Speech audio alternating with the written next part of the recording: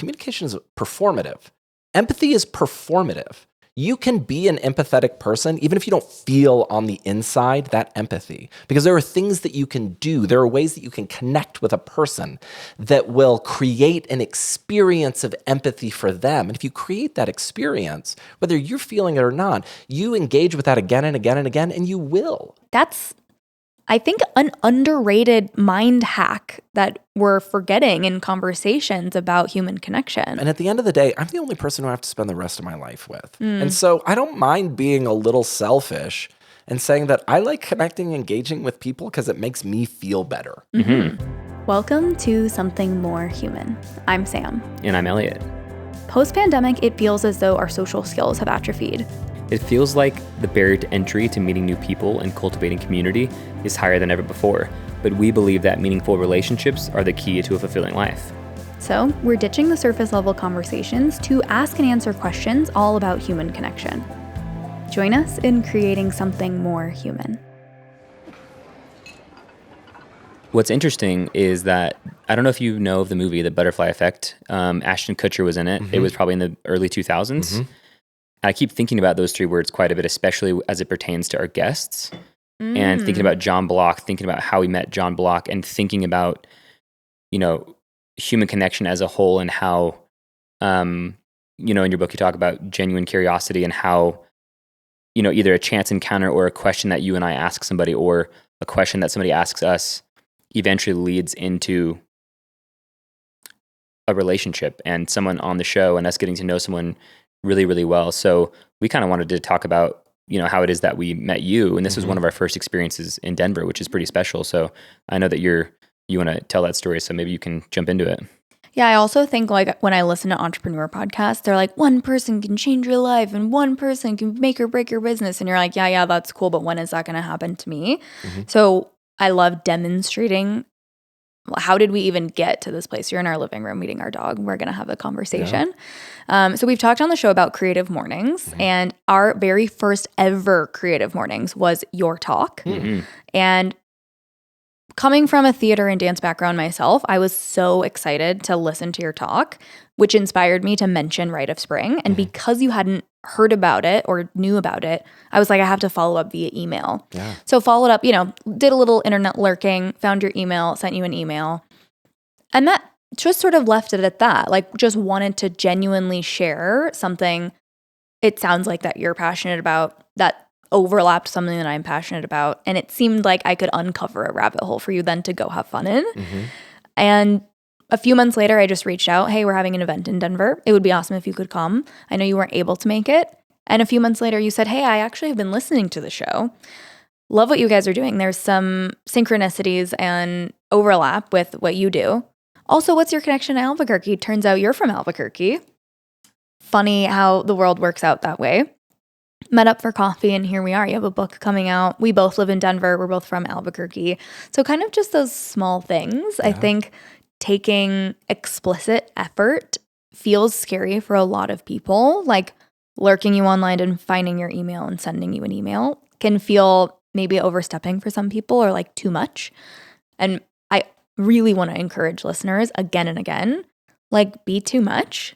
And it's okay. And you talk a little bit about being too much in your book, which I loved. I'm not necessarily someone that worries about being too much. I'm not everyone's cup of tea for that exact reason. But I think that enables me to show up very unapologetically, and is maybe one of my superpowers. So we're really excited to have you here. Yeah, I'm excited to be here as well. And thanks for bringing up being too much. I think when somebody tells us that we're too much, right? And I get this a lot. I have a big personality. I'm a big person. I'm 6'4". I often sort of intimidate the room because I use my hands. I have a big voice. And I've gotten that feedback, on stage as a performer, but also as a business coach, as an entrepreneur. And, take the note.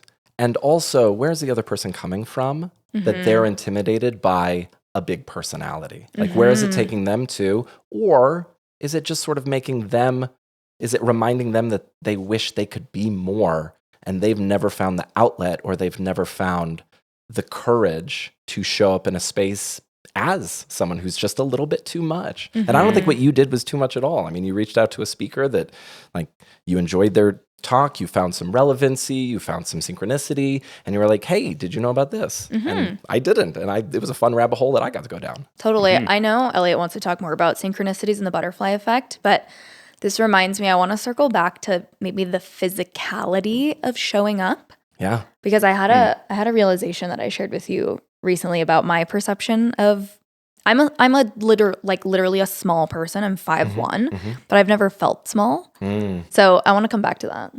Oh, interesting. Okay. Yeah. I'm really excited to go down that rabbit hole as well, because I have some thoughts about how our biological size perhaps paves the way for the way that we feel like we need to show up in our communities later. Oh, okay. Amazing. Yeah. I'm excited to talk about that as a 5'4", fully grown adult male. Your background is quite something. You were a stage director, actor, writer, educator, and now you're a peak performance communication coach. You've worked with theaters and theater departments, including the Berkshire Theater Festival, the University of South Alabama, Baylor University, and the KD Conservatory. Your original adaptation of Henrik Ibsen's An Enemy of the People earned an award for excellence in directing from the Kennedy Center American College Theater Festival. That's right. In 2016, you moved here to Denver, where you began working as a public speaking coach and communication consultant. And after years of directing hundreds of professional and amateur performers and educating thousands more, you realized there was a dire need for top-performing professionals to cultivate and master theater and performance skills, which I'm really excited to talk about. You're about to put out a book right here called Active Communication: How to Command Any Audience in Your Business and Your Life. Something that we've been asking our guests as of late that correlates directly to the theme and purpose of the show, which is human connection, is now people know a little bit about what you do. We know what you do, but we always want to go deeper. So we want to know, who are you? Sure. Chris Peck. Sure. Well, what do you mean by that question? How can we as humans have maybe better and richer conversations and define ourselves by not what we do, which is still important, right? Because a lot of things that people do, that's what they like to do in their life, right? But like, who are you as a person? So you mentioned this, I'm a father. I have an incredible 3-year-old at home. He's getting over an illness. So I'm like putting a ton of energy out there for him right now. I'm a husband. I'm a son. I'm a brother. I have a sister who just came into town a couple of weeks ago to see her nephew and to spend a little bit of time with us, but she lives in Florida along with my parents.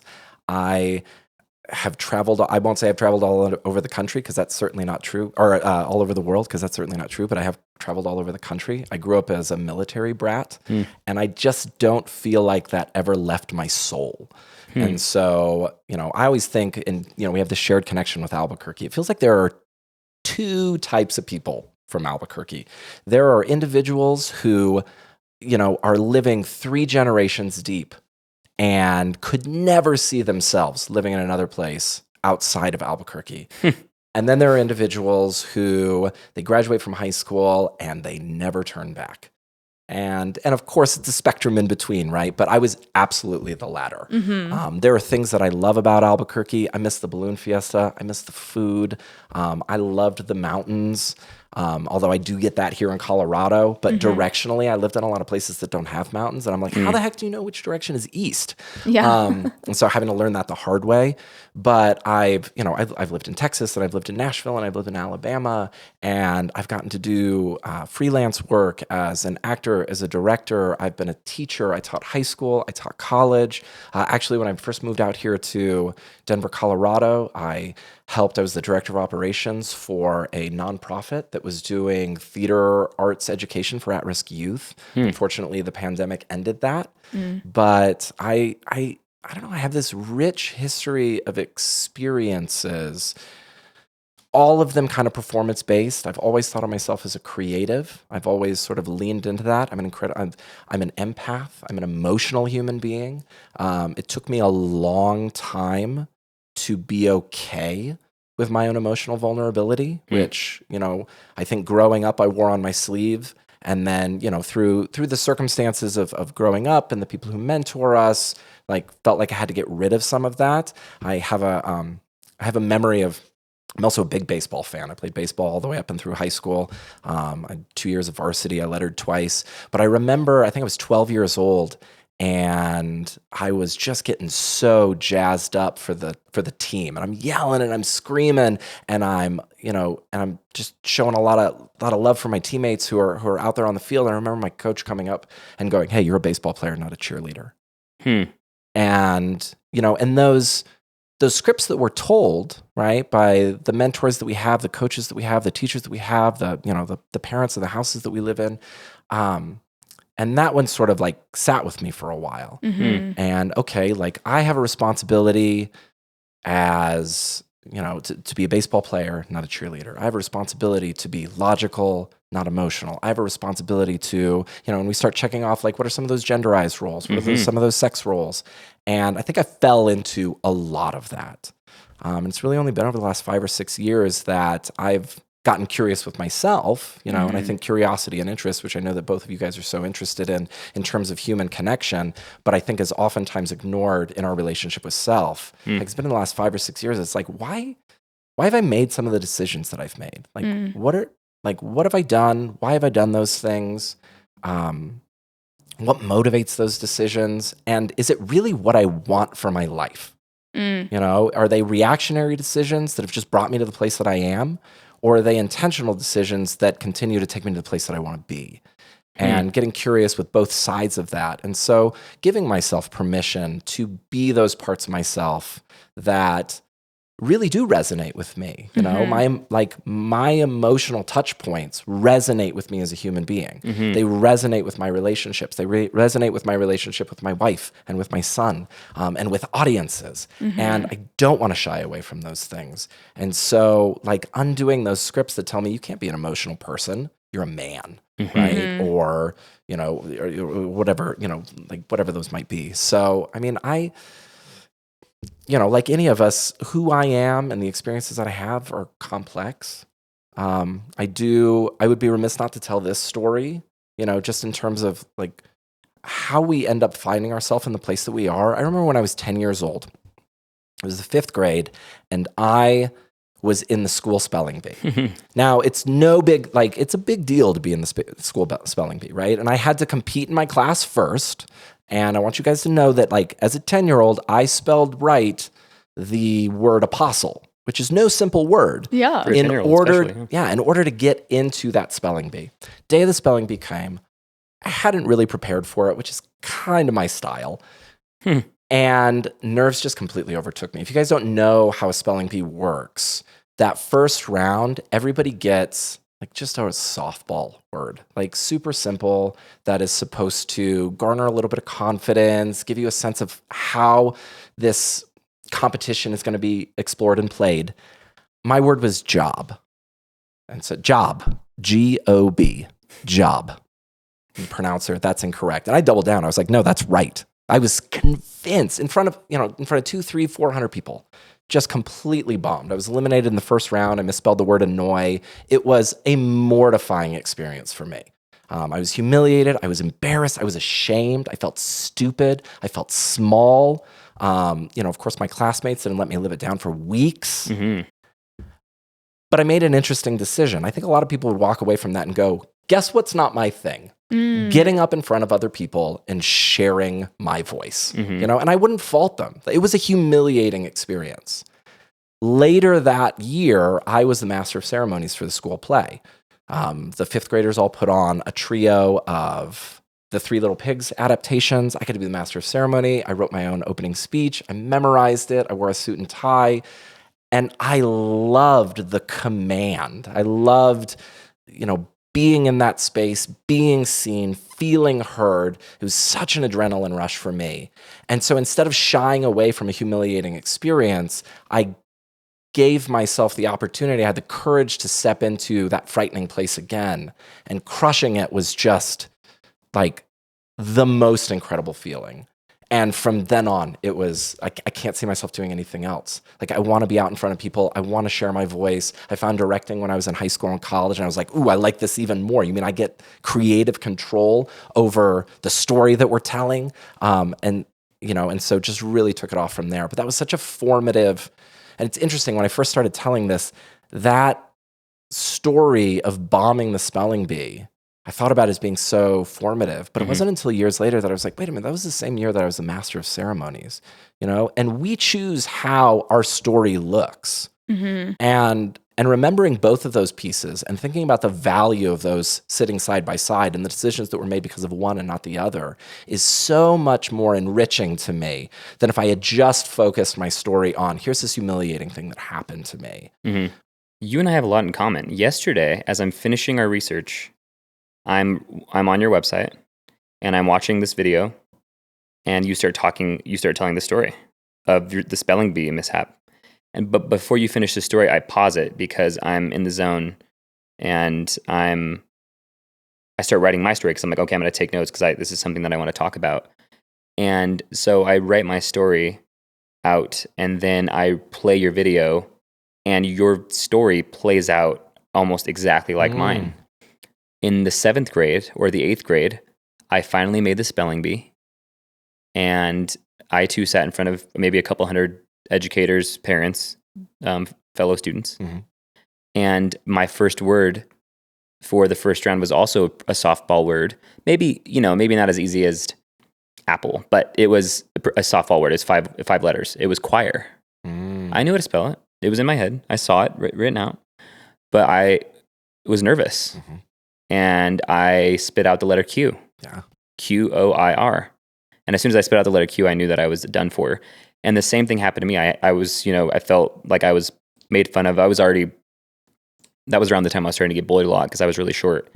And it was just so interesting to hear your story, to hear how mine was very similar, and how something as small, because the two stories that you brought up now are in your youth, right? Those small stories, those small little moments have such a capability to leave such a lasting impression and to leave such a lasting impact on the rest of your life.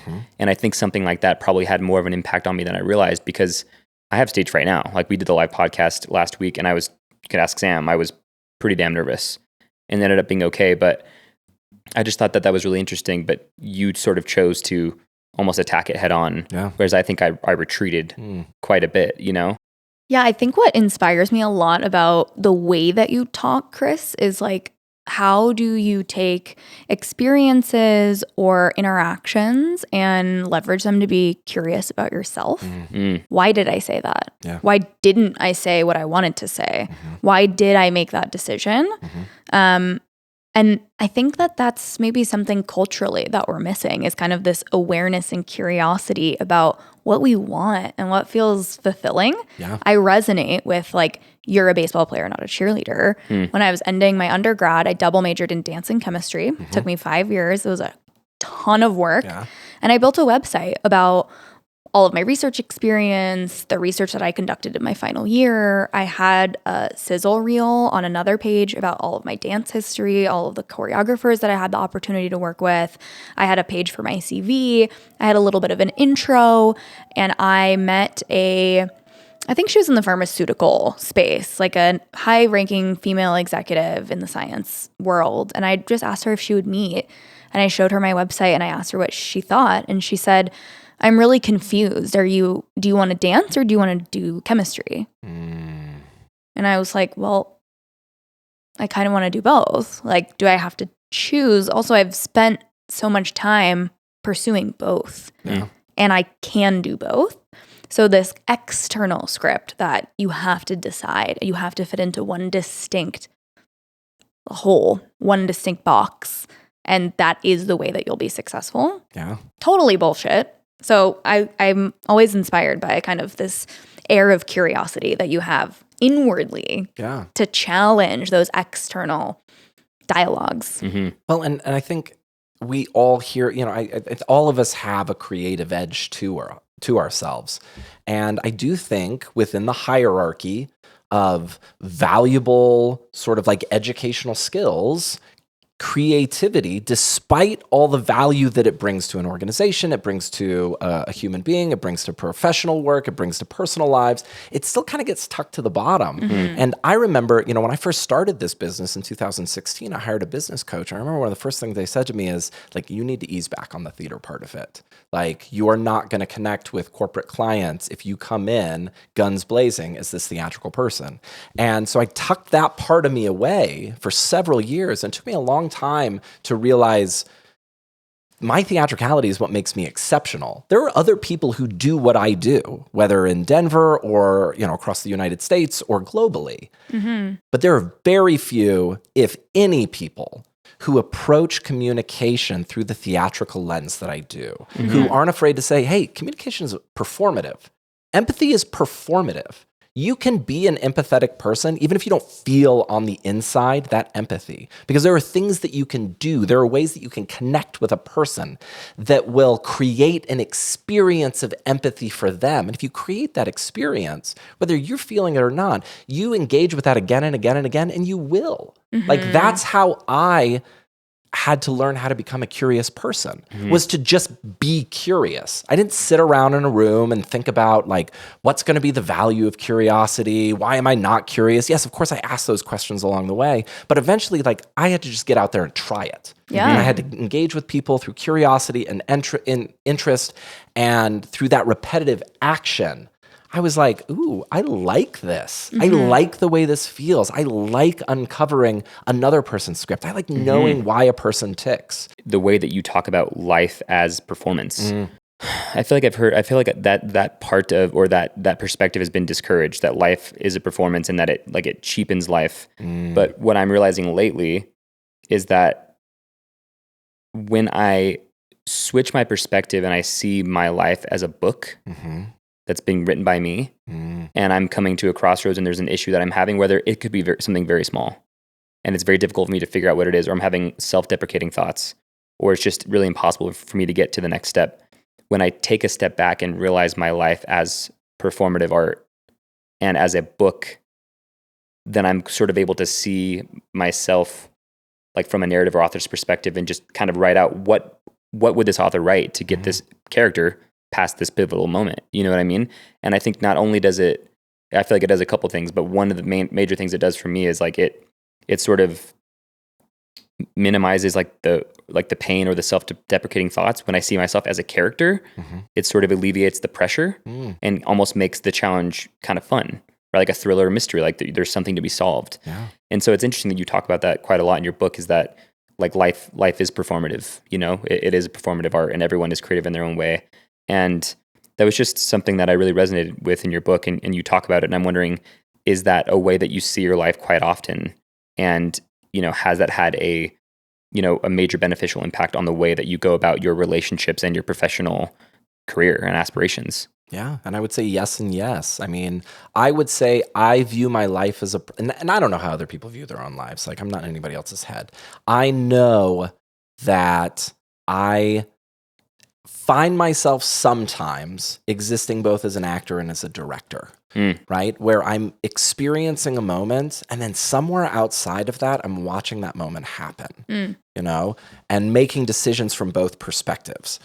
And, and the second part of it is like, we're always performing. The presentation of self, I think it's Irving Goffman talked about it in the 1960s, is that we're always performing. We're always presenting differently based on the individuals that we're presenting for, right? Like, I'm going to present slightly different with the two of you than I am with my son, than I am with my wife, than I am with my parents, than I am with my sister, than I am with a mentor, than I am someone who I've never met before, right? So once you allow yourself to realize that that's just what's happening, and none of that, and I think we're going to go down the authenticity road at some point in this conversation, so I won't get too far out in front of it. But once we realize that all of that is the richness that makes us us, that we can't do it wrong, that showing up for you and showing up for my mom in slightly different ways doesn't make me disingenuous. It doesn't make me inauthentic. It's just, what do I feel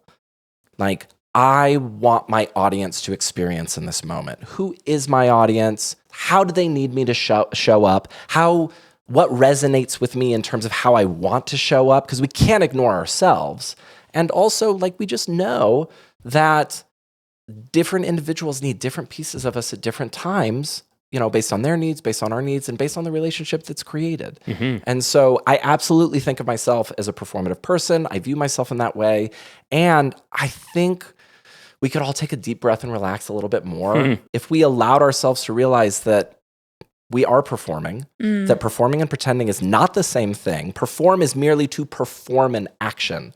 And that's, when we talk about, I know we're going to get into that as well, but like the action of communication, the action of empathy, the action of compassion, the action of love, these are all action words that require very specific actions in order for our audience to feel those things. And so leaning into that, there's nothing disingenuous about it. There's nothing inauthentic about it. We're just showing up for an audience in an intentional way so that we can create a desired impact.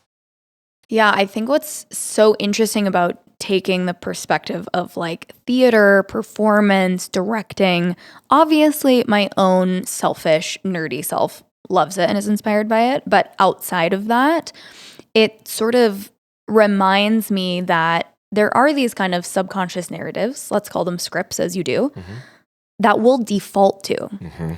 So our options are live in the default, which is a little bit more subconscious. We may not even realize that we're doing it. Or we can step forward and be intentional and conscious about writing those scripts for ourselves. And that's an action. And you can like talk to yourself in the mirror about it. You can practice conversations. You can say it out loud and write it down and make it a literal practice. And that's not too much or cringy or any of these negative words we might associate with preparation, but it's a way to build a skill that is a muscle we can grow and transform over time. I would argue it's a muscle that you must grow and transform over time because, communication or lack thereof is what did you say? You had very specific words. You said that the way we communicate determines the quality of our lives, right? So yeah, I thought it was interesting that you brought up Tony Robbins too in your book, because when I read that part, it reminds me, we talk a lot about the Tony Robbins quote, the quality of your life is determined by the quality of the questions you ask. And that's internal and external. Like, how do you be a better conversationalist? But also, how do you take curiosity inward and be curious about yourself? Ask those pointed questions to yourself. So let's talk more about action and get into the physicality of communication, feeling. The thing that I realized the other day, you often, Elliot, say like, it's so nice that you're not vain and you love me for being a 5'4" guy and like you don't care how tall I am. I think it's not that I'm so high and mighty, although I appreciate that from you, but that I'm a very small person. Like I mentioned, I'm 5'1", but I've never felt small. Like we've heard from different books, like practice the power pose before you go into an interview, or like take up literal physical 3-dimensional space when you're feeling small. Maybe that's a dance thing. Like I have a lot of experience somatically with the practice of taking up literal space. So let's go there. Like the physicality of practicing confidence, curiosity, how you show up in social situations and what that performance looks like. Yeah. Well, I mean, so the first example that I'll use, like, especially since empathy is such a sexy topic right now, everybody's talking about how we can show up, empathetically. And the first thing I like to go to is, first of all, defining the difference between empathy and sympathy, right? Because sympathy is shared experience, right? We're all from Albuquerque. So because of that, we have a sympathetic response to one another. We know some of the same restaurants. We have our same like new Mexican flavors. We've been to some of the same places, right? Now, I left when I was 18. You guys stayed, well into your 20s, and Elliot, 30s. Even 30s, right? So I don't have the experience of living in Albuquerque as a drinking adult. Right? So I don't have that shared experience with you. That's empathy. That's my ability to imagine what that perspective must be like through the lens of you. And empathy is built, I think, on information. And so what information is better than curiosity and interest? So when I think about empathy and the performance of empathy, and the reason why it comes up so often in my book is you want to be a more empathetic person, start asking questions. Start developing information. If empathy is the imagination of another person's perspective, of another person's worldview, of being able to imagine what it's like to experience the world through their eyes, how better to do that than to ask questions and gain the information that you might need in order to have more context or a more three-dimensional view of what that looks like, right? So, so in performance, empathy for me is eye contact. It's body language posturing right toward a person. Like, I don't want to block myself off from the other individual. I want an open communication between the two of us. I want to make myself accessible as a receptor to that information that you're sharing, right? It also shows active engagement. But yes, it's, and for that person who struggles with empathy, or hey, maybe that person's out there who's like, I'm not an empathetic person. I don't want to be an empathetic person, but my boss told me I need to be more empathetic. Start asking questions. Like, find that grounded body language where you're facing that person directly. Give someone a little bit more of your time than you normally would, right? Practice at the grocery store. That person that you have seen check you out day after day after day. Ask them how their day is. Yes. And then ask them how their day really is. And then, and just to ask one more question that feels comfortable, right? The worst case scenario is you create the experience of empathy. The best case scenario is through the repetitive action of empathy, you become a deeply more interested, curious, and empathetic person. Right. I love this because it's back to chicken or the egg. We often talk on the show about like, sometimes we fall naturally into a thought pattern, which is if I do this, then this other thing will happen. And it must be in A plus B order. That is not always the case. Sometimes you can trick yourself, for example, standing up straighter into being more confident. You can deliver an experience of empathy in order to then become and feel more empathetic. Yeah. And that's, I think, an underrated mind hack that we're forgetting in conversations about human connection. Absolutely. And in the theatrical community, if I can nerd out for a second here, right? So I don't know if you are familiar with the concept of method acting. Method. When we think of great method actors, we think of like Christian Bale, Paul Thomas Anderson. Absolutely, Daniel Day-Lewis, Heath Ledger, right? And these are individuals who like become their character. Heath Ledger notoriously sort of cast himself away for a month or a month and a half and went to a really dark place. And, there's questions like, is that what led to his suicide? Right.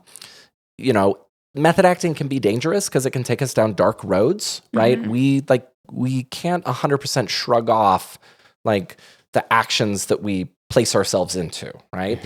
But we refer to this as an in to out approach to acting, where I feel it, therefore I do it. But the opposite is also true and was highly popular up until the realism movement, which began in the late 19th century, early 20th century, right? Where I can ball up my fists and clench my teeth and tense my muscles and furrow my eyebrows and engage in the physicality of anger. And you know what's going to happen? It's going to take you to a place where you remember getting angry. And you remember clenching your fists, and so it's the same thing with out to in approach to communication that I advocate for. Is ideally, through the repetitive act of showing curiosity, demonstrating interest, engaging in our own empathetic selves, that it's going to click to something. Yeah. They're going to be like, wait a minute, this feels like a great conversation I had with a friend when I was a sophomore in high school, and we just talked for hours that night, and I loved the way it felt. And why haven't I wanted to replicate that? Like, why have I dismissed that so much in my life? And maybe it's like we're just now going back to that place. And it's like, ooh, like, I've just been reminded that this actually is something that I enjoy. This is something that I want from my relationships, that I like demonstrating empathy. I like showing interest in other people. And it is performative. Yeah. It is an action that we perform, which creates an experience for our audience. Yeah. Okay, what I love about this is the idea of just smiling. Very, very small, simple thing has both that internal and external effect. If I smile at you when I pass by you, you might then perceive me as someone that's nice, someone that might be approachable, someone that could have a nice conversation with you. If I woke up on the wrong side of the bed, which I totally did yesterday, and I just went out to work out and I was like, I woke up on the wrong side of the bed today, but I forced myself to smile, I'm experiencing a little bit more joy. It's a little bit easier for me to shrug off whatever it was that made me feel a little bit grumpy. Then I'm also showing up a little bit happier, a little bit nicer, a little bit more open. That was a huge takeaway also from, I recently read How to Win Friends and Influence People. Oh, Dale Carnegie. So let's talk about the synchronicities there. Elliot has like a list of fun synchronicities between us. We already talked about Albuquerque, of course. Yeah. Well, I thought that I was just going to read this, but I think that it would be more potent for you to explain it. But let me give a little bit of background, is that Sam read this book. It's been a couple months, right? Yeah, like 2 months. Okay. Also, for listeners that don't know this book, it's a classic. It's old. It's also like maybe in the same realm as Think and Grow Rich. So one of those kind of early formative personal development books. Yeah, it's sold over 30 million copies. It's one of the most, I think it's one of the best-selling books of all time. Yeah. And just this, this little bonus nugget, not that this is really going anywhere, but I guess that it is at the same time, is I kind of want to let you explain your connection to the book. And it's just all these things that are sort of circling around. It is very interesting to me, this human connection aspect and feeling so good about being here in the moment. And sometimes I'm not sure that what's happening is supposed to be or it's meant to be, but this feels like it is for all these really small things. Tell us about your connection to the author of one of the most famous books of, in modern history. Totally. So I'll start this by saying, when I started this practice in 2016, I very much began as a public speaking coach. And the reason why that is because that is my comfort zone. I would rather be on stage in front of 5,000 people than vulnerably bare my soul in front of the two of you. Okay? This, like the improvisational quality of it, the back and forth, I have to share the stage. When I am on stage, right? Like when I'm speaking in front of, Denver Creative, I can rehearse, I memorize that entire speech. I'm able to play with tone and pause, making sure that I have the audience right there in my hand. I love that kind of creative control. What I realized, and about the time the pandemic started, is I wasn't serving my clients from an interpersonal perspective. Like, I understood public speaking. I understood what it looks like to get up and tell a story on stage. But I myself wasn't very good at having one-on-one conversations. I dominated those conversations. I wasn't curious. I didn't ask questions because I'm used to being on stage. I'm used to having the mic. And so one of the first books that I read was Dale Carnegie's How to Win Friends and Influence People. It's 2018, 2019. I think it was before the pandemic because the influences were there as I started down that journey. But I just remember thinking, man, this guy is on to something. Like, that there are I love the performance of it. Like, there are actionable things that we can do using people's names, smiling, making eye contact. There are simple things that we can do that create human connection and a very desired experience for our audience. So I'm talking about Dale Carnegie with my father. I think it was the end of 2022. And he was, I think he was in Miami with my Oma, my grandmother. And I'm talking about Dale Carnegie. Oh, I know what it was. So I'd written an article and I'd mentioned Dale Carnegie. And my dad reaches out to me and he goes, your Oma says that Dale Carnegie was your grandfather's godfather. Crazy. And I'm like, what? You're like, wind it back. Like, say that again. So the story is in the 1920s, 1930s, my great-grandparents owned a horse stable in Forest Hills. It's a part of Queens in New York. And Dale Carnegie stabled his horse at my great-grandparents' stable. They became very good friends. And when my grandfather was born, he was honored with the name named after Dale Carnegie. So my grandfather's name is Dale Campo Peck. And I remember the first question I asked is, wait a minute, is Opa's middle initial C, is that for Carnegie? And my dad was like, no, it's for Campo. But so Dale Carnegie, so he's named after Dale Carnegie. Dale Carnegie's the godfather. Dale Carnegie opened a savings account in my grandfather's name, put $25 in there, put $5 in there, which in today's currency is like $150. And then when my grandfather turned, I want to say 10, sent him an autographed edition of How to Win Friends and Influence People. I've got letters from Dale Carnegie. I've got the signed copy from Dale Carnegie. Like the excitement I felt for this to be a piece of my family's history, but also, and I say this all the time, I know that I'm good at what I do. Mm-hmm. I know that what I bring is special and nuanced. I have never been so certain of my path as this direct connection to kind of the modern father of effective communication technique, and Dale Carnegie's training is still taught in a lot of different places across the United States, but like that direct connection to it, I was like, are you kidding me? How did I only just now find this? It's in your spiritual blood. You know what I mean? But you also said at the end, but I've never been so certain of my path as the moment I discovered this piece of my family's history. And I'm wondering, is that something that was sort of like innate, or did you choose to, and this is kind of performative too, right? Like I feel like what I'm starting to do is realize like I can make a small win as big as I want to. I can choose to do whatever I want with it, right? So for you, was that like an inherent moment where you were like, no, I can't deny that this solidified, my path? Or did you just choose to see that this must mean something and this must be a sign? I'm going to choose to believe that this is what I meant to do because I came upon this discovery.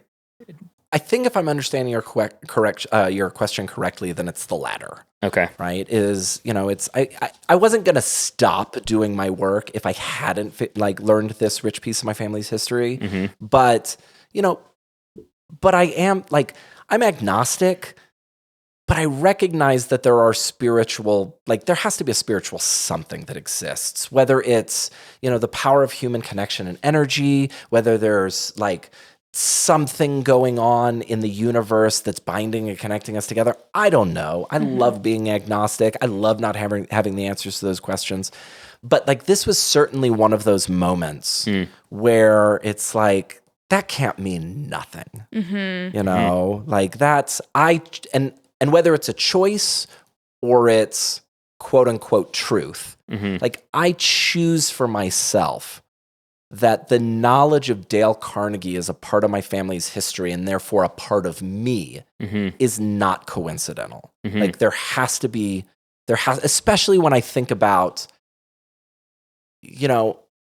my progression as a performer and the choices I made not to go down this road of I'm never going to get on stage again because I had this one terrifying and humiliating experience, but rather I want to continue this.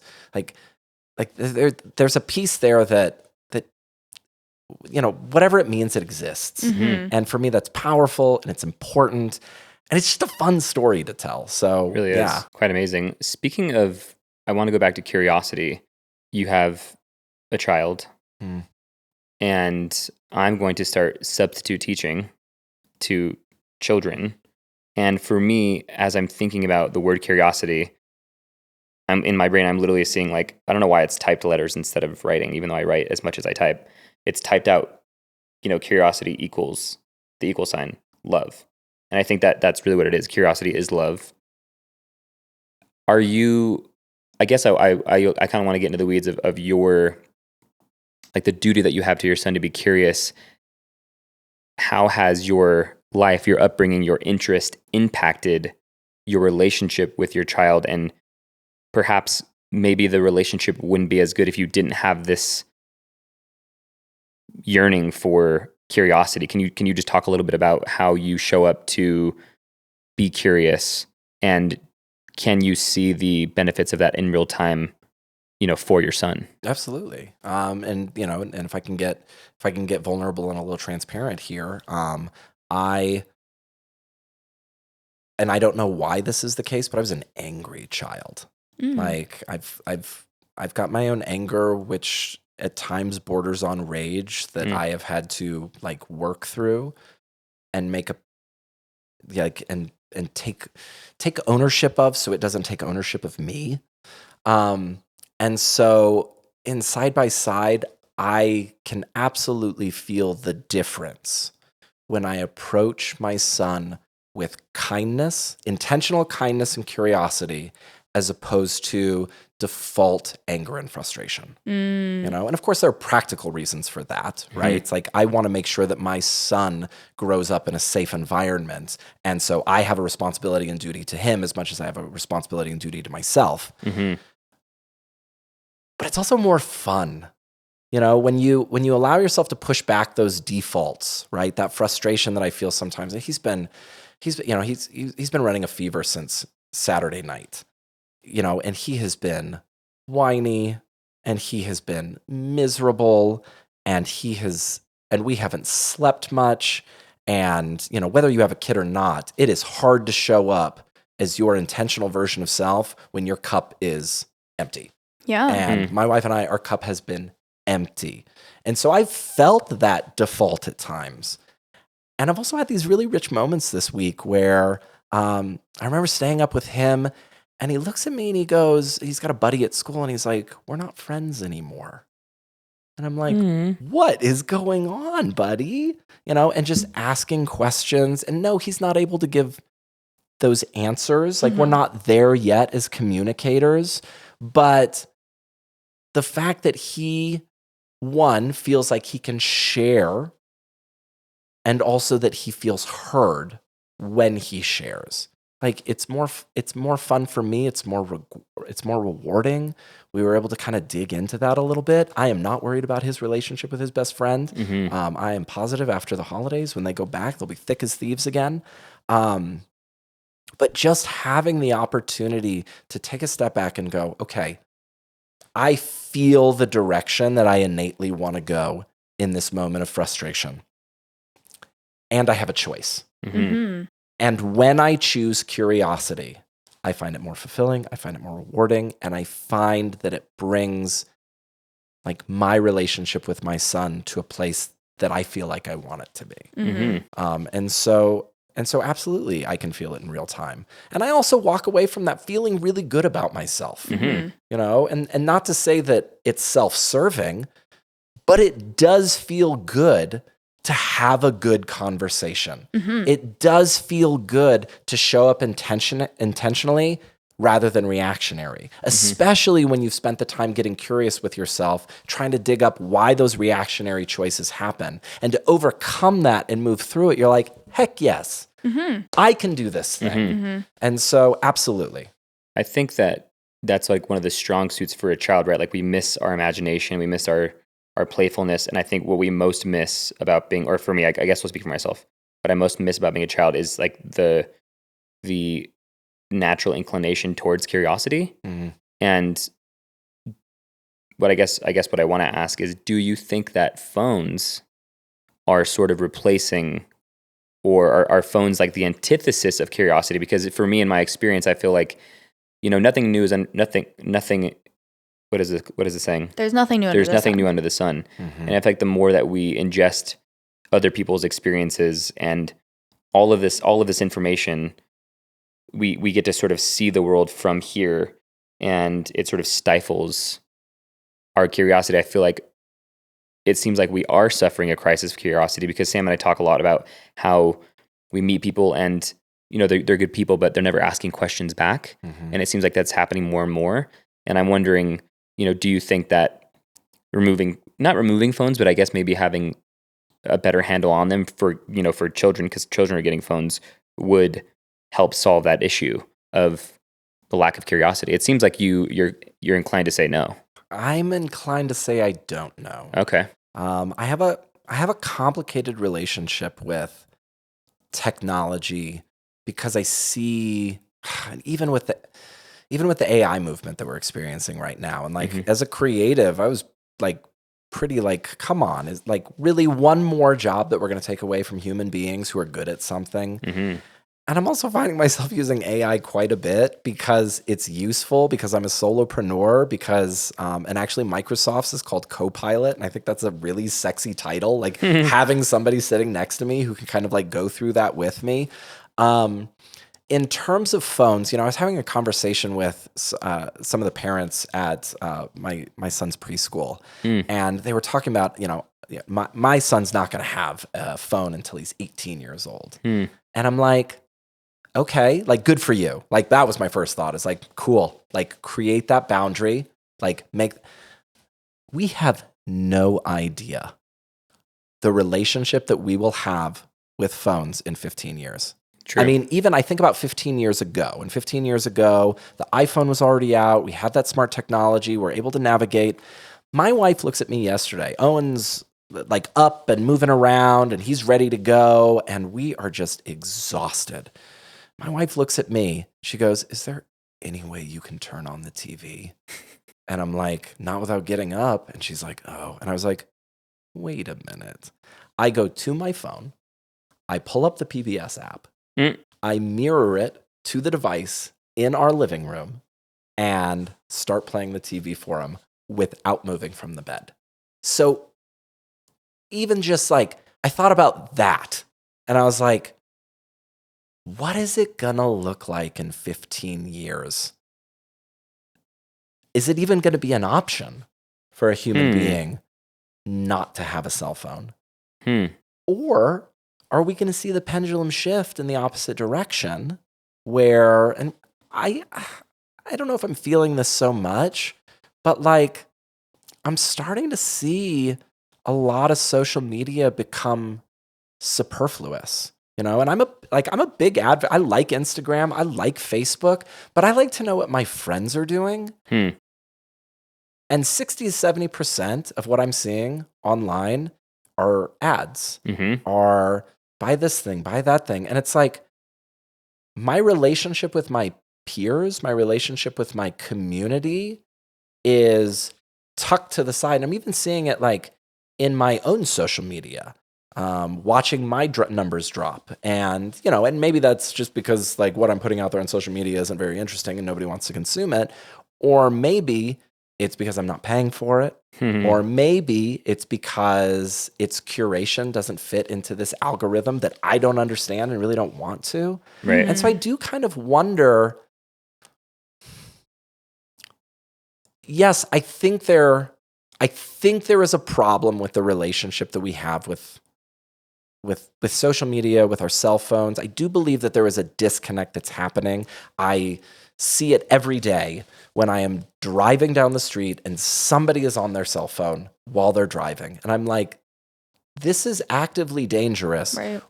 And this is the question I ask every time. What is so important that you cannot even wait until a red light? Nothing normally. Yeah, well, but to that person, there is, and I'm not sure if it's addiction. I'm not sure if it's a text that they just can't wait to receive. I'm not sure but what is so important to you that you're putting your own life at risk, you're putting other people's life at risk. So I do think there's a problem that needs to be addressed. But I don't know at the end of the day if I feel like removing cell phones or I don't know. I think it's more complicated. Sure. And even as I'm going down this rabbit hole, I'm like, there's just so many complications, to our relationship with that. That being said, this is the first time I've done a podcast where I'm sitting in somebody's living room, and it's lovely. Totally. Yeah. I like Zoom, and I've gotten better at Zoom. And when the pandemic first started, and I realized that my business was going to go the way of Zoom, I was like, man, there's an energy that I'm going to lose, and I have and I haven't. Like, it's different. I can still connect. I can still engage. I still feel like something beneficial is happening. But this is nice. It really is. To sit on somebody's couch and have a conversation And, I do think in some ways we have lost that. And also, you've read Dale Carnegie's book. And long before cell phones, he's talking about the exact same lack of engagement that we're seeing professionally and personally. And he's talking about it in the 1920s and 30s. So we use the term like the pendulum swinging often. And I find myself swinging in the opposite direction where I really do not want to be available on the phone often. And there's a nagging voice that's like, it's really rude not to respond to text. It's really rude to whatever. I have like 46 unread text messages. It took me 2 days to get back to your email. Like, there's a piece of me that's like, that's not good. That's not professional. That's not whatever. And then there's a piece of me that's like, well, what am I going to do with all this time that I'm not responding to texts or stuck on my email or whatever? Not that I'm not. Like, I do still spend however many hours a day on my phone. But I think there's kind of that interesting tug of war happening between our attention and our expectation of other people's availability and time. You talked earlier about, we could all benefit from just taking a nice deep breath.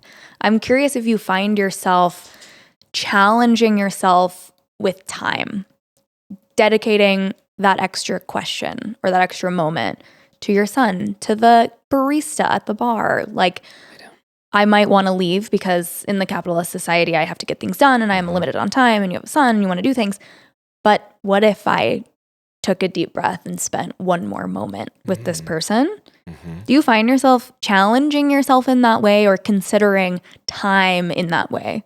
Yes, absolutely. And there are two sides to that, right? There's my own relationship with that and trying not to get sucked into the I don't have time to engage on this level, right? And sometimes we legitimately don't. I'm pretty burnt out on getting harassed outside of the grocery store to sign somebody's petition or donate to this or donate to that. I feel that so deeply. Absolutely. Like there's a burnout that is real right now.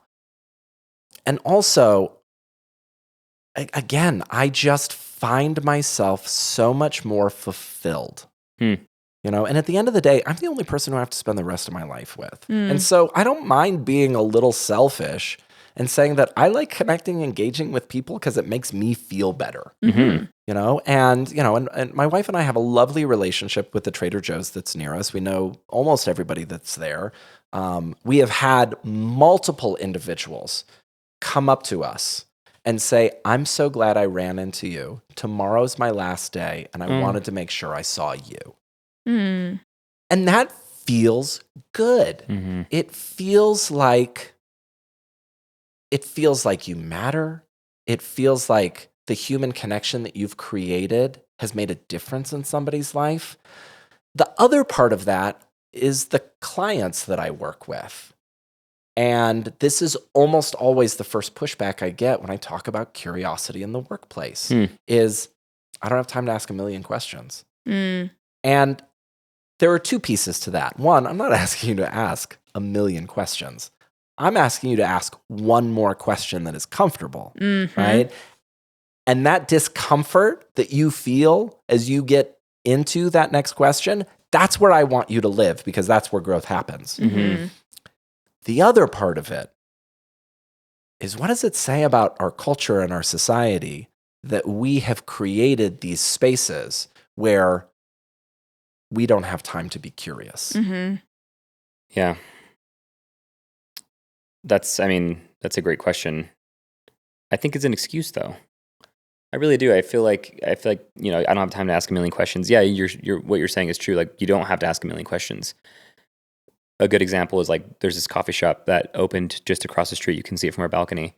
And I feel like you're making a good habit and I'm making a good habit of even like once a day asking one of the baristas a question, and just over the course of 2 weeks, we know all of them very well and they know us very well.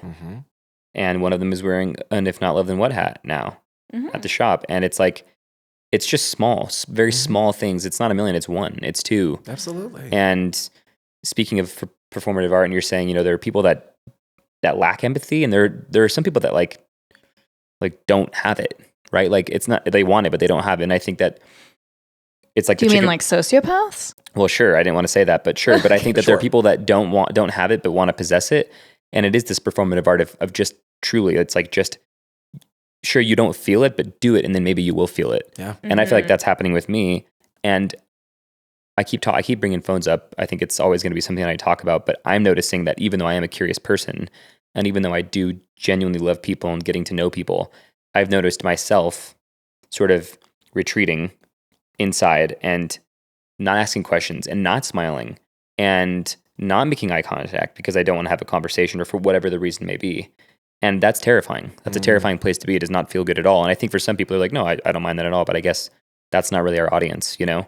And so, yeah, I think it's just small things. And I do think that for me, my phone has gotten in the way of that. I think my phone has limited my curiosity or my ability to pay attention when I ask a question. Yeah. Right? And I see it more the latter. Like that makes sense to me, the paying attention part, right? Because that's the other thing. It's like we have to be present. We have to be in the now if we're going to be curious. Otherwise, it's not real curiosity, right? It's not real interest because I think the two are paired. They have to exist together. Right. But why do you feel like the cell phone lacks your like pulls back your curiosity from the beginning? Because I think what it really just comes down to, I'm trying to simplify it in my mind. I think it is, you know, everyone has ADHD now. I think that curiosity, like we just said, again, requires you to be in the moment. Curiosity, in my opinion, is genuineness, right? And so I don't think that you can be genuinely curious if you cannot literally pay attention for more than 20 seconds. We've done plenty of research and looked at statistics. I don't know what the average pickup rate is. You can look up on your phone to see how many times you've picked up your phone. It's in the hundreds. For most people, they're on their phone 7 hours a day. You can't get anything going when you're on your phone 7 hours a day. There's no way to build any sort of momentum in relationships, in my opinion, or in curiosity when you're constantly distracted. Yeah. So I think for me, the answer is just like, I think that people genuinely can't focus. And that limits curiosity. Yeah. You know, it's just like a constant distraction that you have. And so I think for me, I was telling Sam, I always talk about simulating a reality, right? But if we could simulate a reality even for a day where the entire world didn't have phones and they spent that time doing anything else, I think that we'd be able to, with that data, we'd be able to see that I think that people would be genuinely more curious. They'd get more done. They'd be happier. They'd be healthier. And that's kind of how I feel. I think we'd have to, right? Because like let's take, and I don't, you know, that 7 hours, right? Which to me feels extreme, but maybe be like right there in the average. Like, what would we do with those 7 hours? No, literally. Like, what did people do before phones? Totally. So it's like, would we retreat into ourselves and get hopelessly like depressed, or would we take those 7 hours and we're like, I got a little bit of time. I'm gonna go knock on my next neighbor's door and see how they what crazy things would we do if we had that kind of time available? I would love and you guys do that sometimes, right? Where you host events and they're phones free events, right? And forcing individuals into an environment in a space where they're around one another without those retreats. It's asking and answering the question, what might transpire in the space that we create when you feel awkward, and you eliminate the crutch of like, oh, I'm in the grocery store line by myself, I'm just going to pull out my phone and look down, closing off opportunity for connection. What if you left the door open and kept your phone in your pocket or in your bag? Right. I'm also curious though about I think sometimes, Elliot, for you, it can feel like that's a really simple fix in theory, like in a book or in a AI simulation. But I would be curious about the way that we talk to ourselves as a result of consuming social media. And you talk in your book, Chris, about changing your life. You have to change your language. So even I don't have time. Okay. Well, if you're spending 5 hours a day on your phone, there's some time in there. Or I'm not a morning person. Yeah. Well, could you become a morning person? Do you have the capability of waking up early? Yeah. I'm not, that's not my thing. I don't like that, whatever.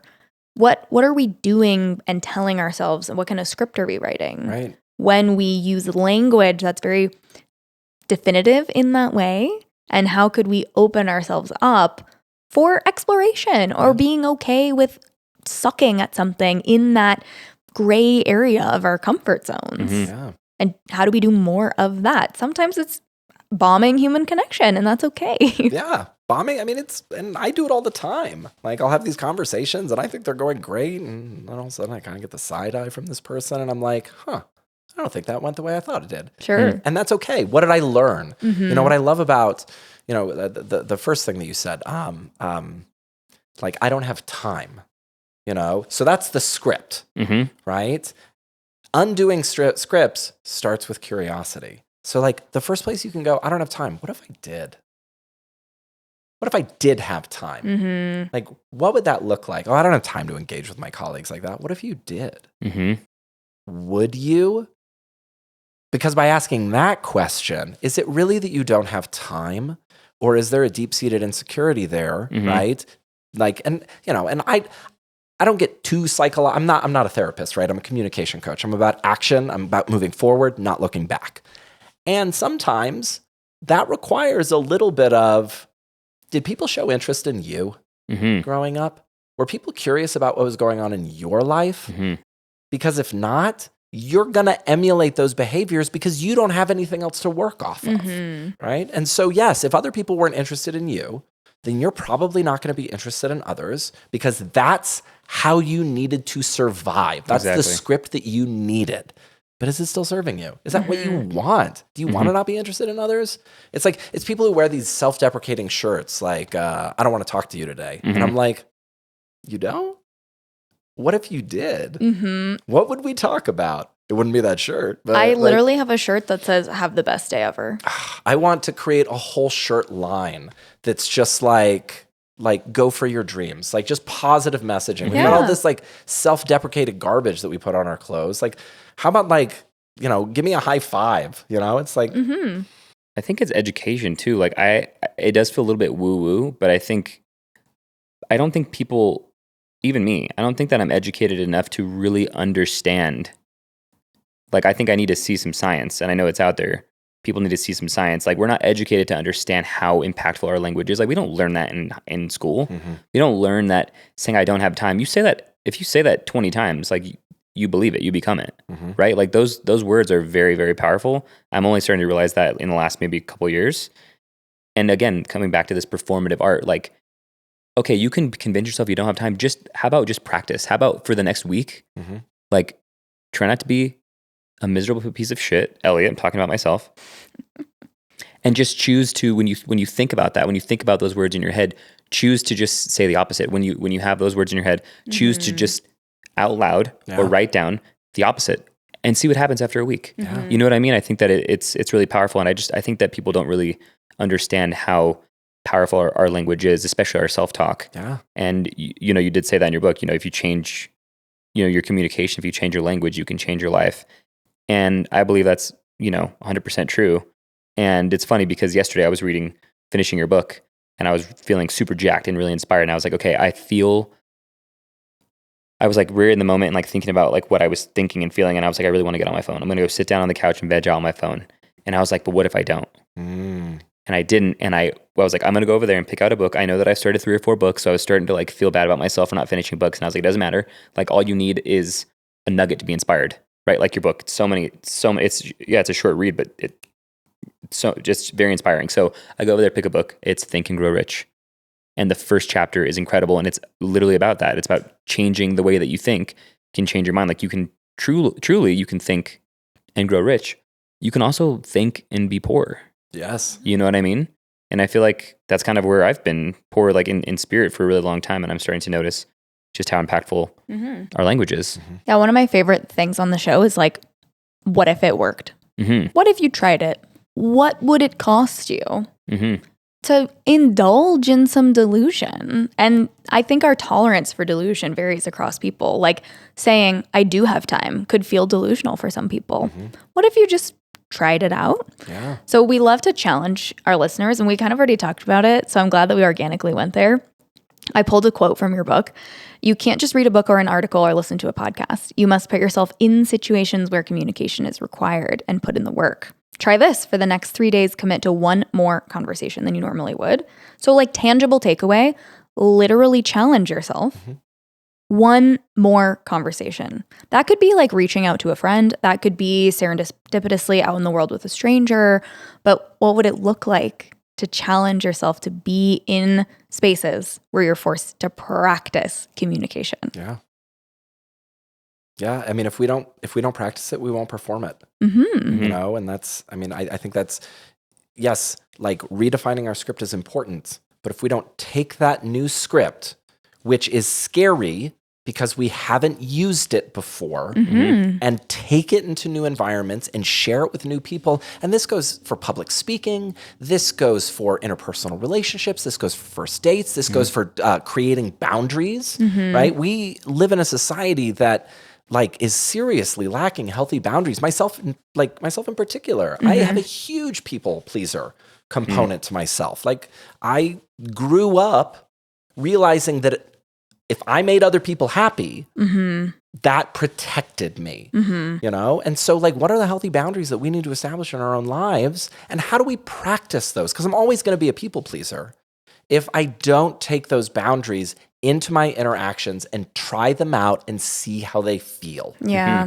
And guess what? It's going to be uncomfortable at first. It's going to feel weird. It's going to feel gross. You're going to feel like you hurt their feelings. You're going to feel like you let them down. And you're asserting something that you intentionally want to be a part of yourself.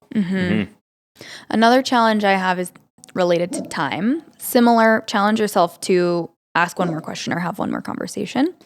Challenge yourself to spend one more moment.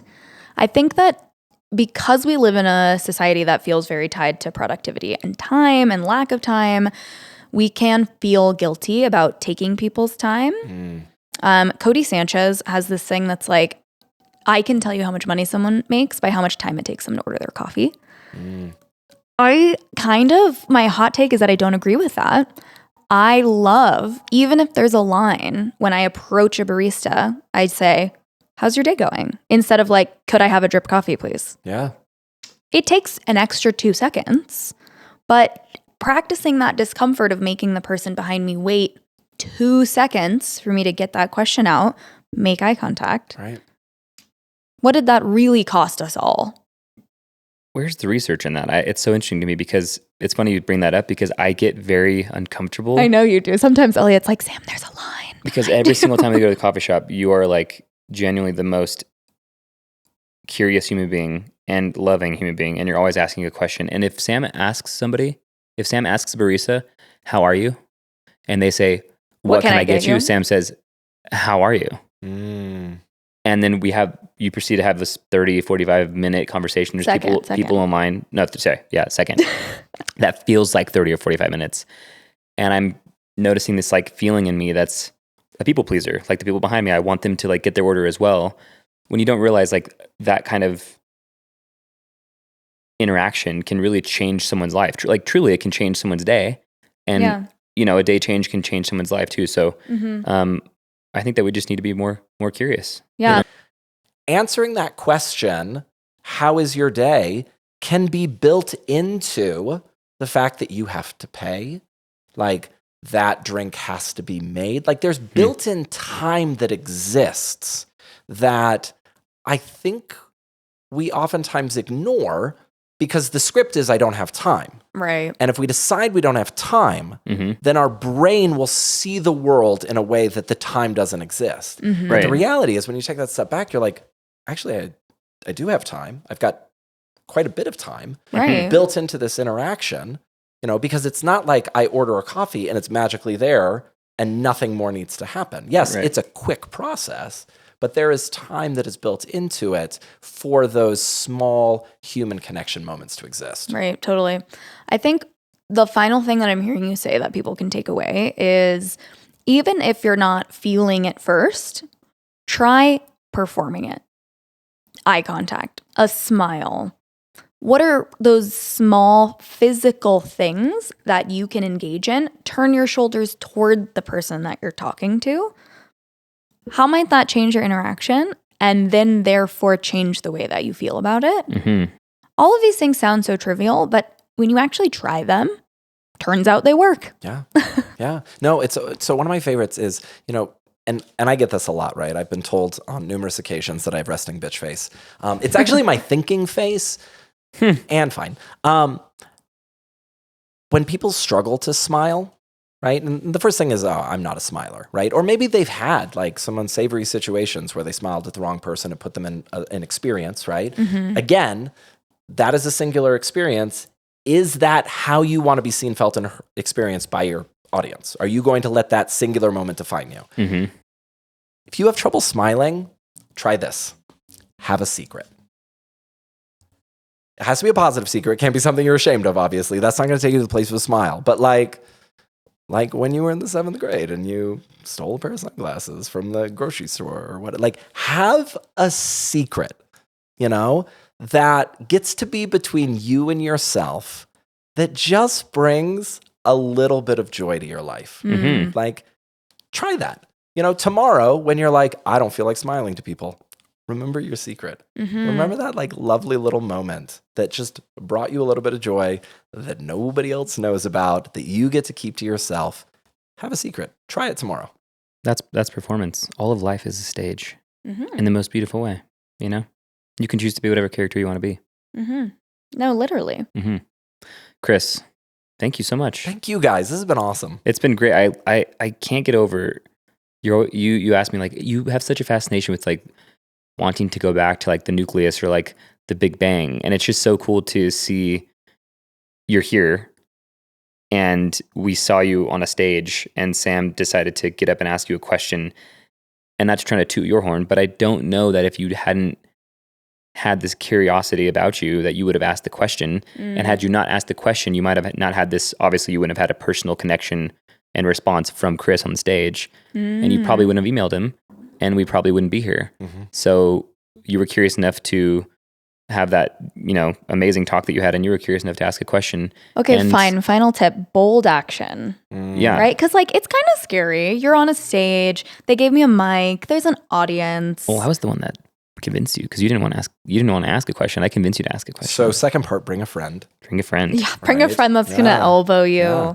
Well, I think that was a different time, actually. Maybe it was. About getting on the mic. The wild thing is it's not that, I mean, yes, it is bold. I don't want to undermine, like getting up in front of an audience and asking a question is putting the light on you. And when you came to see someone else, like we don't always want the light to be on us. Right. And yet, like we're talking about bold action in the sense of like just getting up and asking a curiosity question. Totally. Or sending an email. Absolutely. It doesn't have to like turn your world upside down, but practicing those moments that feel maybe a little scary or maybe a little awkward or maybe a little bold. Totally. What if you just did it? Yeah. And speaking of curiosity, if you're listening and or you're watching, but if you're only listening, we do have a YouTube channel. And you can't really ask a question on Apple. So that's why I'm saying if you're listening and you're curious and you want to ask us a question or ask Chris a question, head over to our YouTube channel and you can ask to your heart's content. You can also subscribe to our channel there. If you like the show on Apple or Spotify, something great that you could do would be to leave a review for us. That'd be awesome. We'd really appreciate that. And Chris, tell people how they can connect with you. The book is not out yet, but it is coming out. I think it'll be out by the time this episode's out. Yeah, very soon. Yeah, so there will definitely be a link to the Amazon page. You'll be able to buy the book through Amazon. And listen, I wrote it as something that could be easily consumed. It's not expensive. It's, I really wanted people to be like, well, why the hell not? And there's really not a why the hell not.